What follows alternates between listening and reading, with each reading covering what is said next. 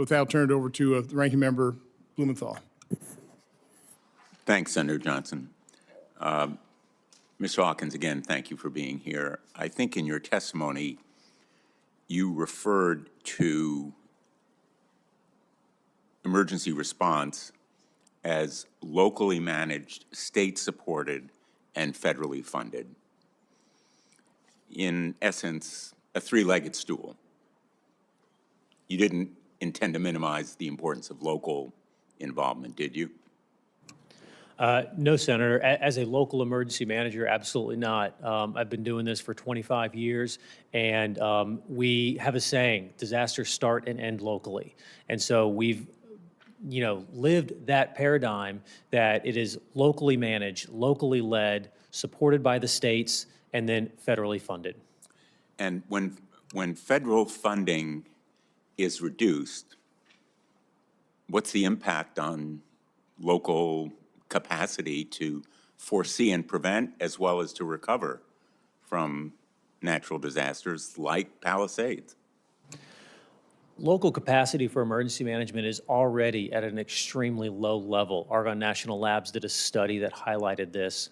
But when you start reducing funding for communities that are already at risk, especially our small and rural communities, that can be, those federal funds, those federal grants could be the lifeblood that enhances and operates their local emergency management offices. And so this shift in funding, or the unknown of funding, can be very detrimental to how we as local emergency managers protect our communities and keep our neighbors safe.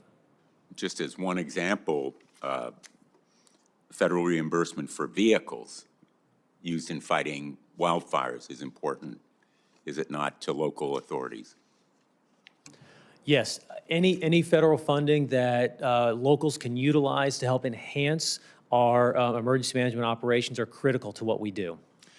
Mr. Chairman, I want to note that there have been delays, as I said in my opening statement, to local governments and authorities all across the country, including Florida, Louisiana, Connecticut, and yes, in California, despite numerous requests from California's congressional delegation, the administration has yet to transmit to Congress the state's request for $33 billion in a supplemental appropriation for wildlife recovery.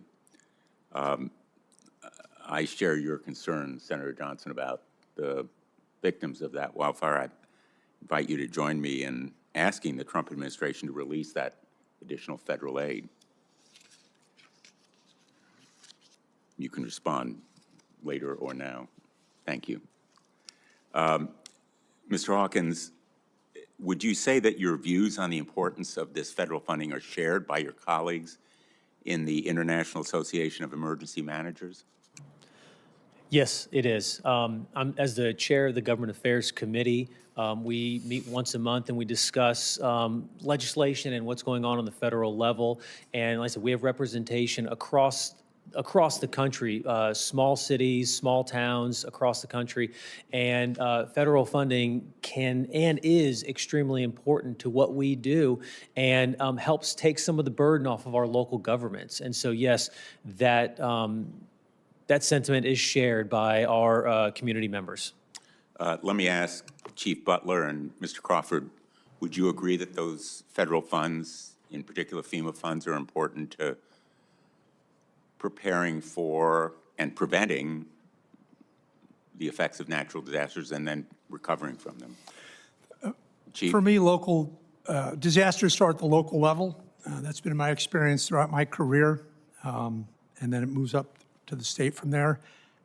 After we're in a mode where we can no longer manage something ourselves at the local level, then federal support comes in. I've personally been involved with putting forward declarations. You're not always guaranteed to get the funding.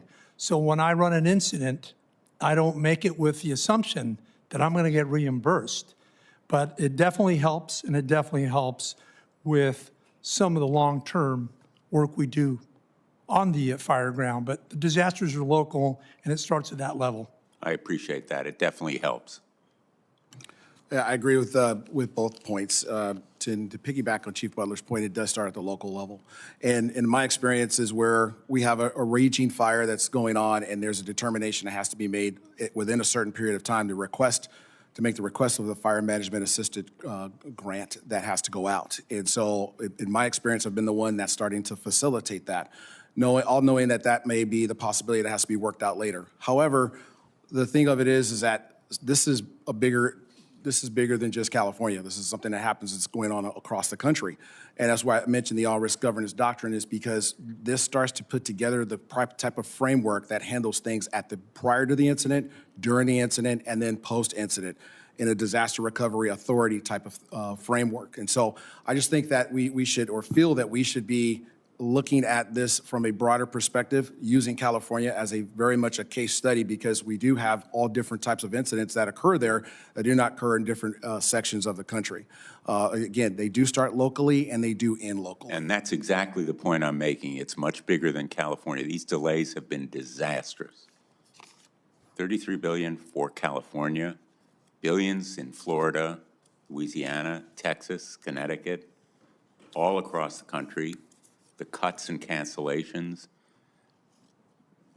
You, at the local level, have to plan. You can't be guaranteed of reimbursements, but they are critical for communities across the country. Let me ask you, Mr. Hawkins, in the time I have left, laying off cadre of on-call response recovery staff at FEMA, these drastic cuts, have you seen the effects?